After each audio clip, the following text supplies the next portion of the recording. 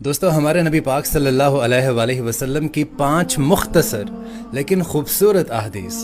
ہمارے نبی پاک کا ارشاد ہے کہ فرض نماز کے سوا آدمی کی بہترین نفل نماز وہ ہے جو گھر میں بیٹھ کر پڑھی جائے. آپ نے ارشاد فرمایا کہ بیٹیوں کو ناپسند نہ کیا کرو، یہ تو بڑی محبت کرنے والی اور بہت ہی قدر کے لائق ہیں. آپ نے ارشاد فرمایا کہ قیامت اس حال میں قائم ہو جائے گی کہ ایک شخص لقمہ کھانے کے لیے اٹھائے گا اور وہ شخص کھا نہیں پائے گا. آپ نے ارشاد فرمایا کہ فجر کے وقت اندھیرے میں چل کر مسجد آنے والوں کو قیامت کے روز مکمل نور کی خوشخبری سنا دو. اور ہمارے نبی پاک صلی اللہ علیہ وآلہ وسلم نے ارشاد فرمایا کہ جب میرے دل پر غبار سا چھا جاتا تو اس کیفیت کے ازالے کے لیے میں ایک دن میں 100 مرتبہ استغفار کرتا ہوں. سبحان اللہ.